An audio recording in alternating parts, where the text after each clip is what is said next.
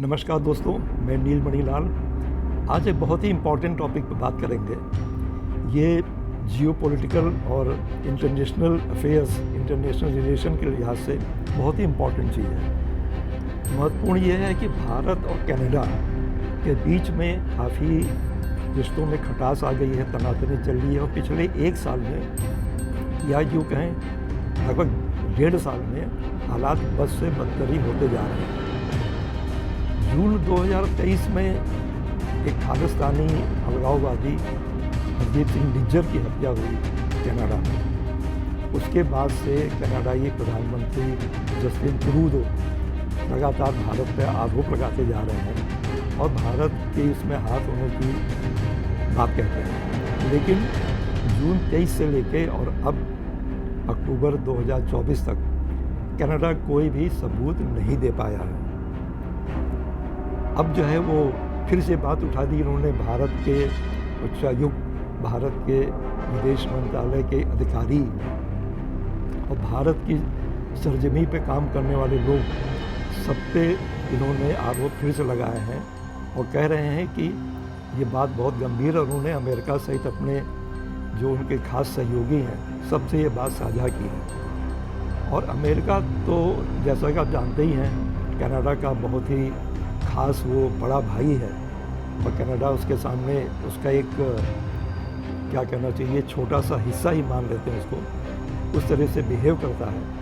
America भी Canada के सुर में सुर मिलाते हुए भारत के ऊपर आरोप लगा रहा है। भारत ने भी अपनी तरफ से कार्रवाई की है, सभी आरोपों का खंडन किया है और बार बार कहा है कि ट्रूडो सरकार कुछ सबूत तो लाए, देखें तो क्या हो रहा है। लेकिन अभी तक इस बारे में कुछ नहीं हुआ। दरअसल इसको अगर थोड़ा व्यापक परिप्रेक्ष्य में देखें तो ट्रूडो की पूरी पॉलिटिक्स एक वोट बैंक की राजनीति पर टिकी हुई नजर आती है। वजह यह है कि कनाडा में करीब 4% भारतीय मूल के लोग रहते हैं, जिसमें कि 2% सिख हैं। और सिख आबादी 2001 में जहां 0.9% थी, वो 2021 में जाके 2.1% हो गई। तो सिख की बड़ी आबादी है।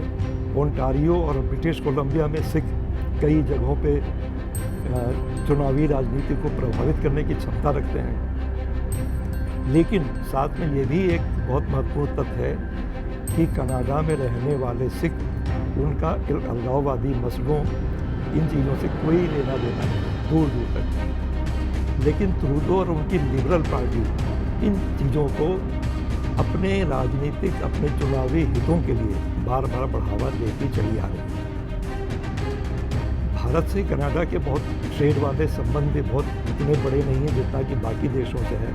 भारत का टोटल ओवरऑल जो ट्रेड है, फॉरेन ट्रेड, उसका बमुश्किल 0.75% कनाडा से होता है। कनाडा के साथ हमारा ट्रेड डिफिसिट भी बहुत ही नॉमिनल है, न्यूनतम है, बहुत ही कम है।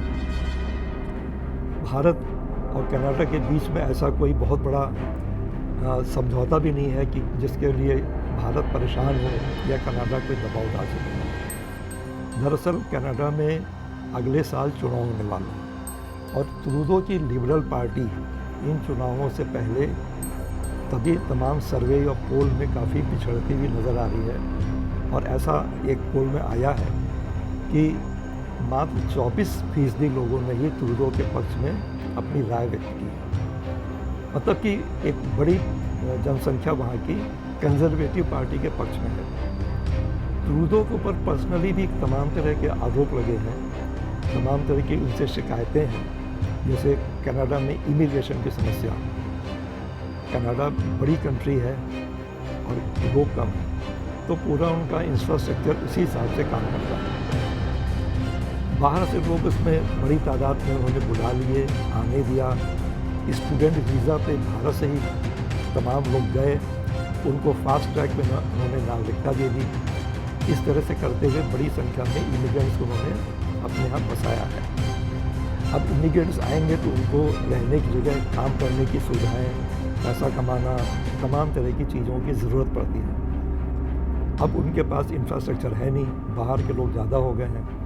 तो कनाडा के नागरिक जो वहाँ के मूल निवासी हैं, पहले से रहते चले आ रहे हैं, उनको ट्रूडो से बहुत बड़ी शिकायत है।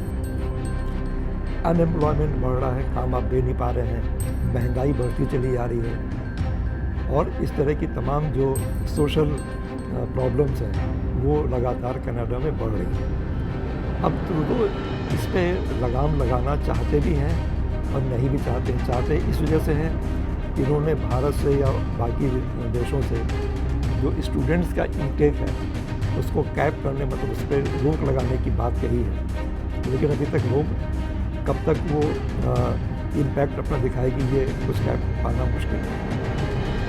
रही बात इंटरनल पॉलिटिक्स की, तो ट्रूडो की पार्टी, लिबरल पार्टी जो है, उसको जगमीत सिंह जो वहाँ के एक सिख नेता हैं, उनका सपोर्ट था, उन्होंने सपोर्ट वापस ले लिया। ट्रूडो ने एक अलगाववादी विचारधारा के व्यक्ति को अपने यहाँ बड़ा मंत्री बनाया। इस तरीके से एकदम साफ है कि ट्रूडो वोट बैंक की पॉलिटिक्स को लेकर ये सिखों की राजनीति कर रहे हैं और ऊट-पटांग बयान देकर भारत पे दबाव बनाने की कोशिश कर रहे हैं। हालांकि उनको भी अच्छी तरह से पता है कि इन सब दबावों का, इन आरोपों का कभी कोई फल निकलने वाला नहीं है और ना ही वो दबाव बना पाने में सफल होंगे। अब देखना ये है कि 1 साल के अंदर ट्रूडो के जाने के बाद, ट्रूडो का जाना एकदम तय हो सकता है कि चुनाव के पहले ही वो उनको पद से इस्तीफा देना पड़े, क्योंकि उनकी पार्टी के तमाम सांसद चाहते हैं कि ट्रूडो छोड़ दें ताकि पार्टी की कुछ बची कुछ साख वो चुनाव में काम आ सके और कुछ चुनाव में अच्छे नतीजे वो ला सकें। तो ट्रूडो का जाना तो लगभग तय ही है, अभी नहीं जाएंगे तो चुनाव के बाद जाएंगे। भारत के लिए इस जियोपॉलिटिकल सिचुएशन में कैसे आप लोग अपने आप को स्टैंड करना है, कैसे इसका जवाब देना है, और जो ट्रूडो 5I की बात करते हैं जिसमें कि अमेरिका शामिल है, उससे भारत कैसे निपटेगा, ये भी बहुत ही महत्वपूर्ण मामला है। आने वाले समय में नवंबर में अमेरिका में चुनाव होने हैं, उसके बाद से इस जियोपॉलिटिकल सिचुएशन काफ़ी कुछ नया रुख लेगी और इस पे हम सबको निगाह रखने की ज़रूरत है। तरह तरह की बातें इसमें सामने आएंगी, तमाम चैनलों पे, तमाम यूट्यूब के इन्फ्लुएंसर्स और तमाम कंटेंट मेकर्स इस पर अलग अलग बातें कह रहे हैं, लेकिन हमें ये चीज़ ध्यान में रखनी चाहिए कि इंटरनेशनल पॉलिटिक्स, ख़ास तौर से जिसमें नॉर्थ अमेरिका इन्वॉल्व है, उसके बारे में आप कोई भी स्टैंड, कोई भी नज़रिया एकदम एक पक्षी होकर नहीं रख सकते। तो इस इम्पॉर्टेंट टॉपिक पे हमने आज चर्चा की, आगे दूसरे विषयों पर हम बात करेंगे। धन्यवाद, नमस्कार।